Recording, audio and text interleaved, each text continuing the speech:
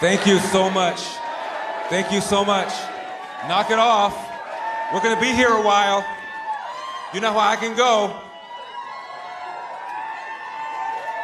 First of all, I really want to thank my brilliant campaign staff. My campaign manager, Jeff Corliss, my co-chair, Tony Strickland, my campaign chairman, Lionel Chetwin. Lionel, come up here. Give me some love. Give me some love, Lionel. And his significant other, Superglow Gloria.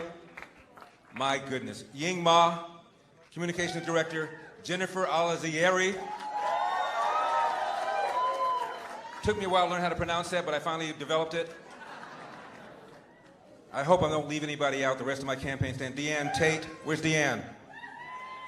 I never have quite understood what Deanne did. Every time I say so, she just does a little bit of everything. But I want to thank the volunteers who knocked on doors, who called people, who emailed people. We had over 100,000 people who contributed to our campaign. Thank you. Thank you, Agnes. Agnes, how are you? I love you more. Don't tell my girlfriend. She's kind of territorial. Mark, how are you? Mark, you were there from day one. God bless you. Where's Betty Chu? Is Betty around? Right here. Betty? Betty's what is she? I hate, my mom used to tell me, never mention a woman's age. What are you, 82 years old, 84? First Asian American to pass the bar of California, become a lawyer. You know, our campaign was all, Michael Horn, how are you? God bless you, I love you more. Yes. We all love you, Larry. Oh. Nasrin, how are you? Nasrin, how are you? This campaign, where's Gloria? Where's Gloria Romero? I don't see Gloria Romero anywhere.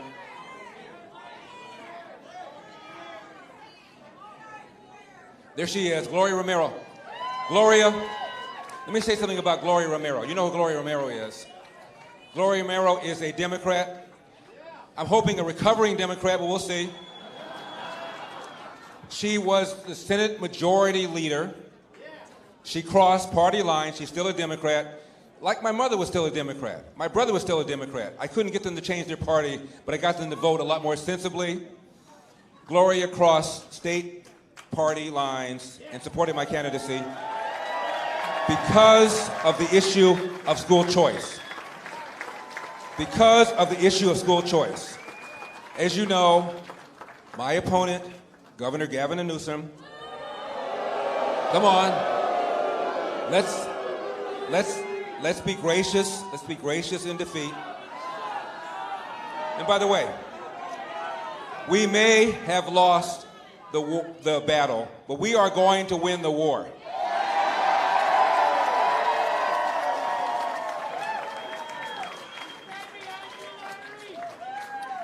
Gloria crossed party lines because of the issue of school choice. We're spending $15,000 every year for students in our government schools in California. Notice I don't call them public schools, I call them government schools. $15,000 a year, some of the worst reading scores, some of the worst math scores. Only about 15 or 16 states spend more. And the students that are getting the raw end of the deal are the black and brown students who comprise 80% of the government students in our government schools. They're getting the worst teachers, the worst principals, the worst administrators, the worst outcomes. What is the route from poverty to middle class? At least finish high school. One presumably where you can read, write, and compute at grade level, and that is not happening. I read a study that said roughly 5% of government teachers across the nation are incompetent. Roughly 5%. I have no idea whether that's true of California, but let's assume for a moment that it is. There are 300,000 public school teachers in California. Any given year, 2.2 are fired.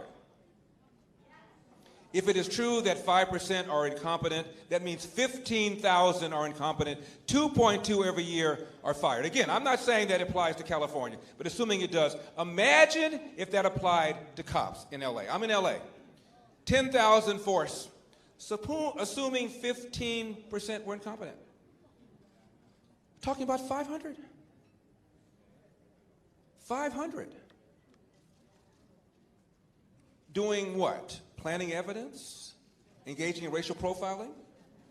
Using excessive force? We wouldn't put up with it.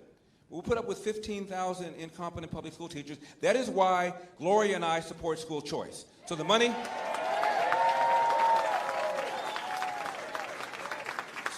goes into an account, education savings account, that the parent can control, put the kid in a charter school, a private school, a religious school, or God forbid, homeschooling. The reason we started this campaign is because this man, Governor Gavin Newsom, was sitting up there at the French Laundry restaurant with lobbyists who contributed to his campaign, with the people who drafted the mandates that they were violating by not wearing masks, by not engaging in social distancing, while telling you to do it. Meanwhile, his own kids were enjoying in-person private education. Now, he incurred a $12,000 wine tab. No, I don't know what they ordered, but I bet you it wasn't Mad Dog 2020. Crime up. Crime up. 41% in LA, and I'm talking about shootings, homicides. Under this governor, 20,000 convicted felons were released early. What could possibly go wrong? The other day, former Senator Barbara Boxer was mugged in Oakland. You're not cheering for Barbara Boxer being mugged, are you? This is a rough crowd. It's a rough crowd. Also, I wanted to give some love to Arnie Steinberg. Arnie Steinberg, my strategist. Arnie, you were brilliant, absolutely brilliant. Also, Jenny Sand is here. Jenny, without you, I probably wouldn't have run. Jenny Sand, Pastor Jack Hibbs. Dennis Prager. And again, my chairman, Lionel Chatwin, all of whom advised me to run. But ultimately, I decided to run because I felt that I could do something about the crime. I could do something about the homelessness. I could do something about the fact that California has now hit $800,000 average price of a home. That's 150% above the national average. Outrageous because of the stranglehold the environmental extremists have had over Gavin Newsom and have had over Sacramento. Love you more. We have 5 seasons in California now. The 5th one is fire because of the poor forest management. Outgoing Governor Jerry Brown had a plan to clear 500,000 acres of fallen trees, dead trees, and dry vegetation. And our governor claimed that he cleared 90,000 acres, which would have been a drop in the bucket if it were true, but it wasn't. According to the LA Times, he only cleared 13% of what he said he would, which meant he exaggerated by a factor of 7.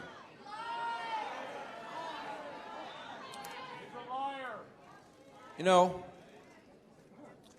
before the pandemic, half of all 3rd graders in our government schools could not read at state levels of proficiency. Half. And those levels are low. Math scores even worse. 75% of black boys could not read at state levels of proficiency. Math scores are even worse. Because I care about this, I've been called the black face of white supremacy.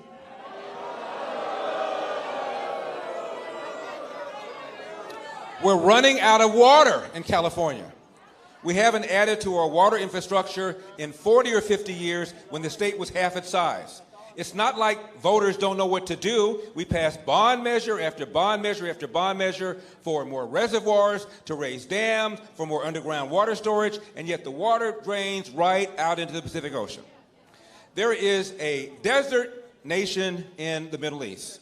It's called Israel. Because of desalination Because of desalination, they are now water self-sufficient. They got a little body of water next to them called the Mediterranean. We have a little body of water next to us called the Pacific Ocean. We can't figure this out? Rolling brownouts? Are you kidding me? Rolling brownouts.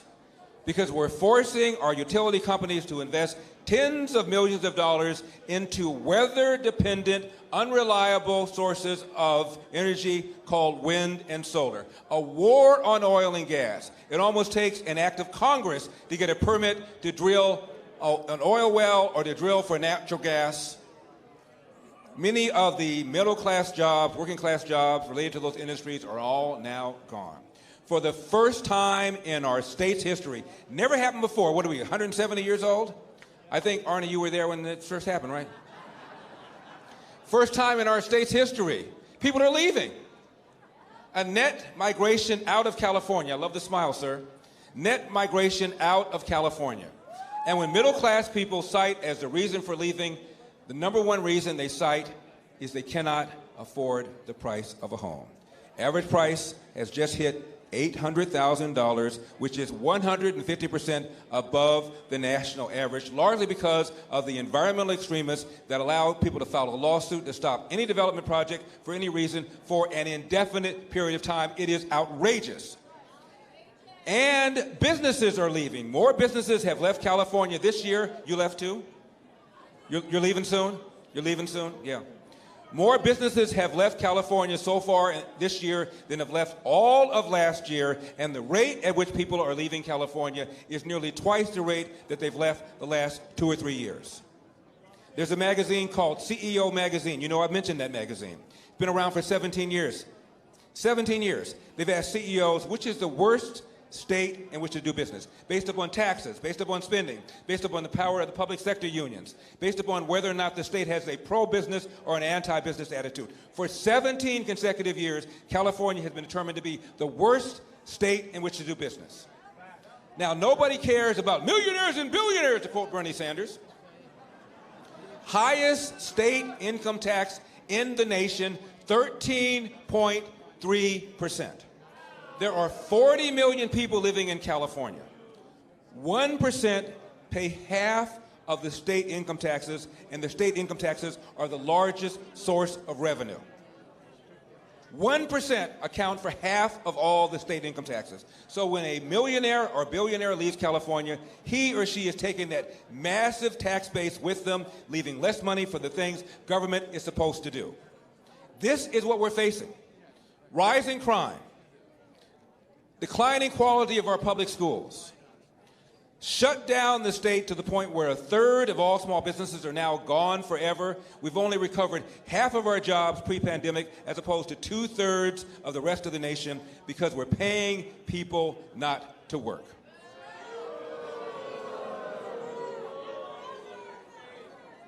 Rolling brownouts. Water shortages. Farmers in Kern County tell me now they are rationing water.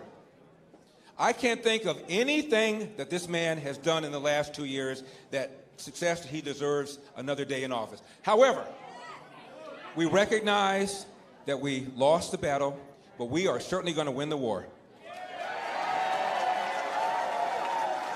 We are forcing them now to pay attention to the problem of homelessness. We are forcing them now to do a better job on schools. We are forcing them now to do a better job on clearing our forests. We're forcing them now to do a better job about energy. We are forcing them now to pay attention to the things they should have paid attention to 2 years ago.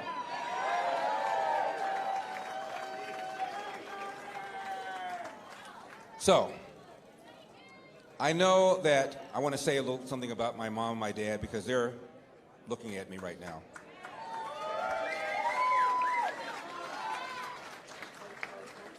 You know, my dad came here in 1945. Didn't have 2 nickels to rub together. 8th grade dropout who did not know who his biological father is. Cleaned toilets full-time, 2 jobs, one for Nabisco brand bread and one for Barbara Ann bread. Saved up enough nickels and dimes to start a little cafe in an area of LA called Pico Union. Bought a house uptown in South Central that is now worth $700,000. I only mention that because it's still in our family, wonderful for us, but somebody who had an 8th grade dropout education, who worked 3 or 4 jobs, could not have a stay-at-home wife, as my dad did, educating 3 boys until the last of us went to middle school, could not duplicate that path because of the outrageous cost of living in California, largely driven by these environmental extremists that have had a stranglehold over Gavin Newsom and have had a stranglehold over Sacramento. We're going to turn that around. They're going to have to pay attention to that now. They weren't going to before, but now because of us, because of you, they're going to have to pay attention to that. So we have lost a battle, but we are absolutely going to win the war. Absolutely.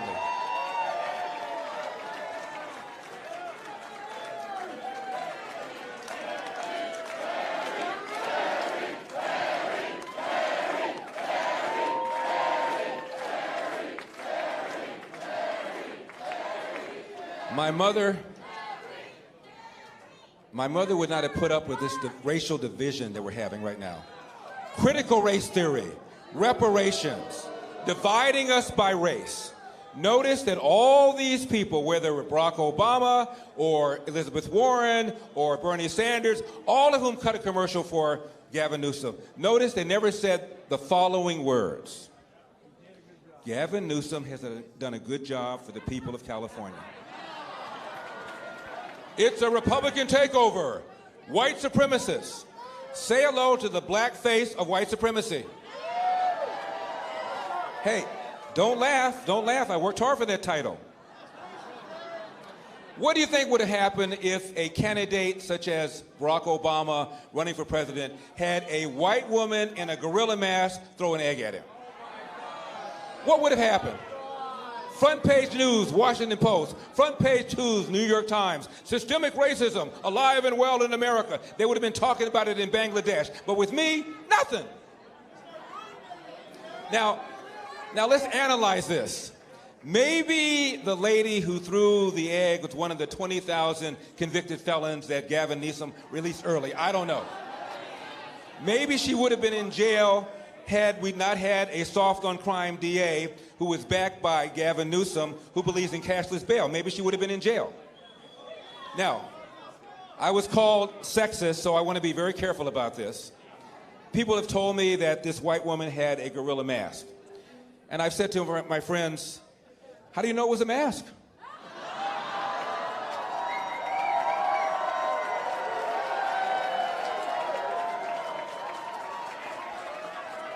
I don't know. You know, and I have never suggested that anybody should vote for me because I'm black or against me because I'm black. I don't go there. As far as I'm concerned, after we elected the first black president, everything else after that is anticlimactic. Okay? Okay? But, front page article in the New York Times. It was negative, all about me, never once mentioning my race, that I'm black, never once mentioning that if I were to win, I'd be the first black governor of California. Now, I'm fine with that. I'm fine with that. But on the same page, equally long article about, quote, the first female governor of New York. Now, she had a D at the end of her name, so it's relevant she's the first. I have an R at the end of my name, and suddenly I'm no longer black. It's amazing how that happens. Astonishing how that happens. How astonishing how that happens. They try to divide us on race. They want black people not to think about the fact that families have been destroyed because of the welfare state. They don't want black people to think about the decline of the quality of public education. They don't want black people to think about jobs. All they want is black people to think about oppression, that you are under siege, you are a victim. Really? In 2021, after we elected the first black president who got a higher percentage of the white vote than John Kerry did 4 years earlier? Knock it off. Knock it off. Knock it off. It divides us by race. We believe in the dream of MLK, judging people by content of character, not color of skin. And let me tell you something. To the extent that it is humanly possible, America has achieved that dream. Come on. Larry, the headline's going to be, I'll speak slowly because I know CNN is here. Headline. Come on. Headline's going to be, Larry Elder says there's no racism in America. No, I didn't say that. Hell, 8% of Americans believe Elvis is still alive. I don't know what to tell you. But to the extent that it is humanly possible, we have achieved the dream of Martin Luther King, where people are being evaluated by content of character and not color of skin. Knock it off.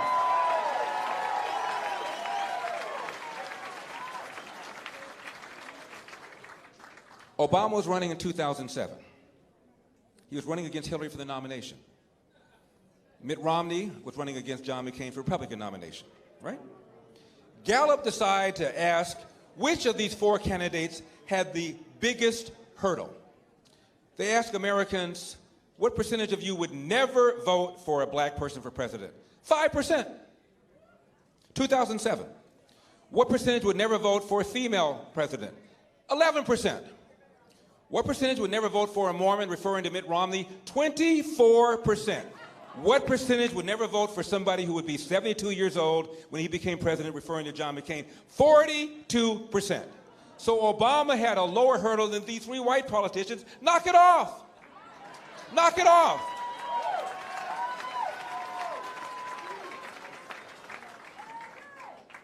Speaking of the former president, when he was running for the nomination against Hillary, he hadn't caught her yet. He was invited on 60 Minutes. And Steve Croft, the correspondent, said, Senator, if you don't get the nomination, will it be because of your race? And I'm at home by myself. Nina wasn't there. And I said, let me see what this man says. And he said, no. If I don't get the nomination, it will be because I have not articulated a vision that the American people can embrace. I said, hallelujah. He's not what I call a victocrat. He's not Sharpton. He's not Jesse Jackson. He's not dividing us. Fast forward. He gets in.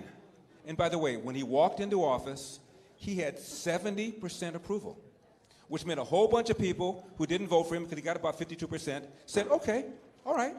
You know, I don't agree with taxing and spending and regulations and soft on the borders and soft on national security, but at least he will be a racial reconciliator. What did he do? He divided us time and time and time again. The Cambridge police acted stupidly. Remember that? His good friend, Skip Gates, who's a professor at Harvard of African American Studies, comes back from vacation, forgets his door key. He and the cab driver break into his house. Neighbor sees this, doesn't recognize him, Cambridge, and calls 911. Don't you want your neighbors to do that?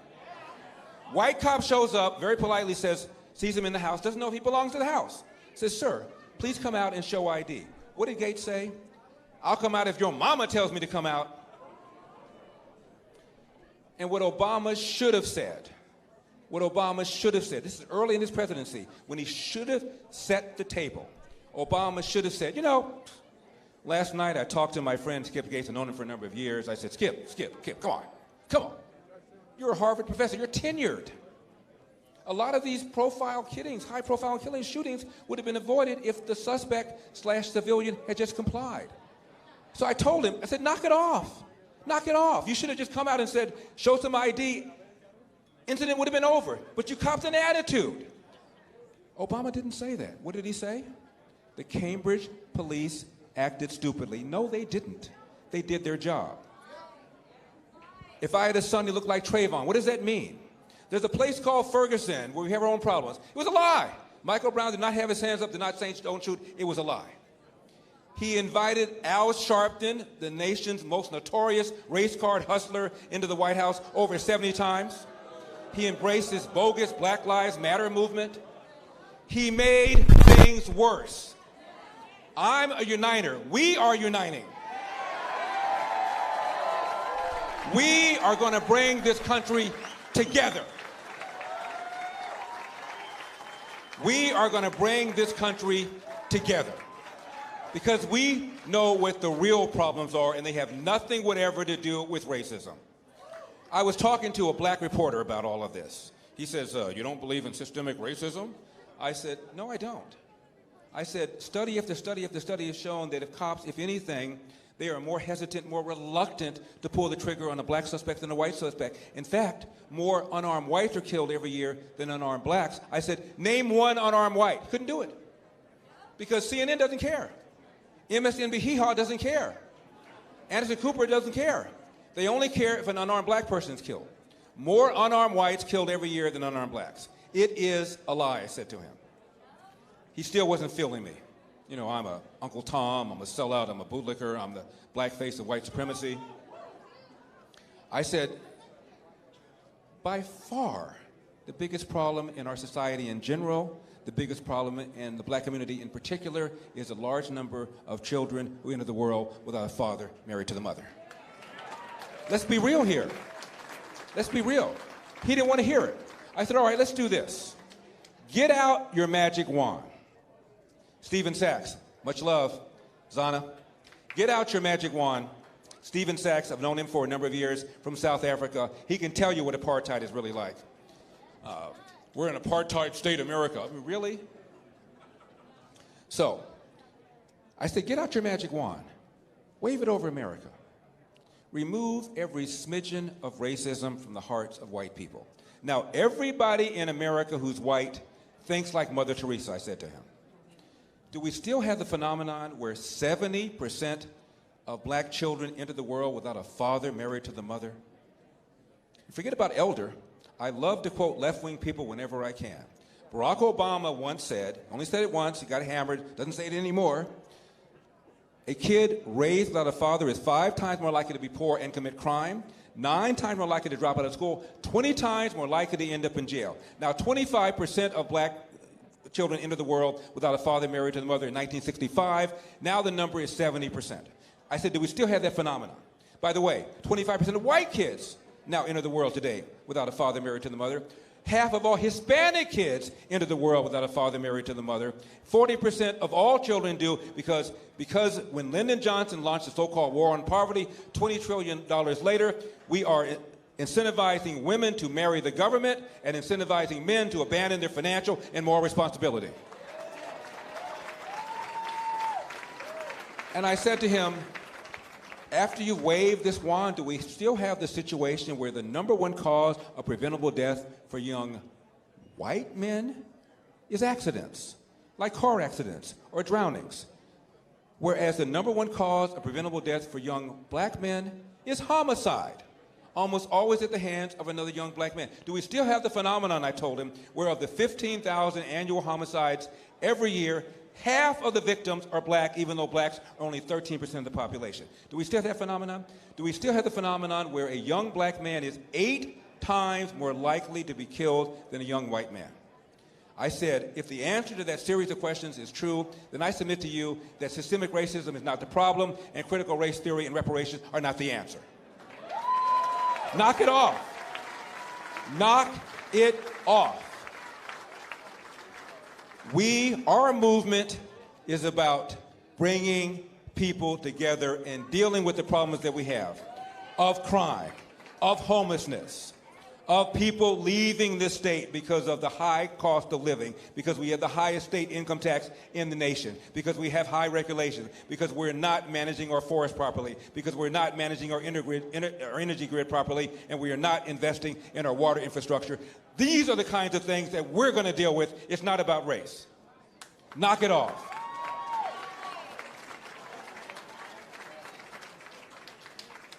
My father came here in 1945, 2 nickels to rub together, worked 2 full-time jobs cleaning toilets, started a little cafe, Pico Union area, became a Marine, World War II Marine. Thank you, sir. By the way, when I asked my dad why he became a Marine, he said 2 reasons. You know what I'm going to say? They go where the action is, and I love the uniforms. And my father always told my brothers and me, hard work wins. You get out of life what you put into it. You cannot control the outcome, Larry, but you are 100% in control of the effort. And before you complain about what somebody said to you or did to you, go to the nearest mirror, look at it, and say, what could I have done to change the outcome? And finally, my father always told this to my brothers and me: no matter how hard you work, how good you are, sooner or later, bad things are going to happen. How you deal with those bad things will tell your mother and me if we raised a man. And every day, I try to please my mother and my father by trying to convince them that they, in fact, have raised a man.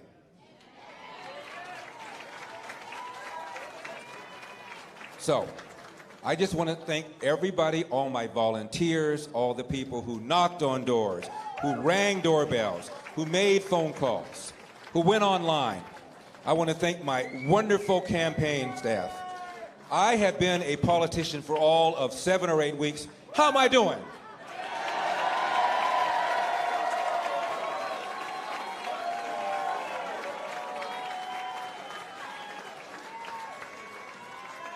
They are now listening in ways they never listened before. They're now hearing us in ways they never heard us before. They're now going to work our problems the way they've never done before. I'm not somebody like my opponent who was born on third base and thought he hit a triple. I'm somebody from the inner city whose parents came here, as I said, with nothing, who worked hard, love you too, who worked hard, who believed in the American dream. And we believe in the American dream. We believe in a country. We believe in the vision of Martin Luther King. We believe in hope, true unity.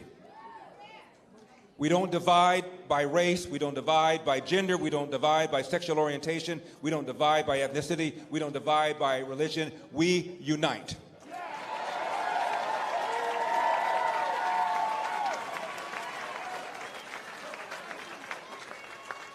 My opponent referred to this recall as a move to take over California by white supremacists. Do I look like a white supremacist? Now, when you consider, we don't blame, we don't finger point, we don't roll like that. But when you consider we were outspent by a factor of 5, 6, 7 to 1, I wasn't running just against Gavin Newsom. I was running against the left-wing media. I was running against a newspaper, the LA Times, that referred to me as the black face of white supremacy. I'm running against a newspaper that called me everything but a black David Duke. I'm running against a media that serves as a public relations bureau for the left. And we still scared the bejesus out of them.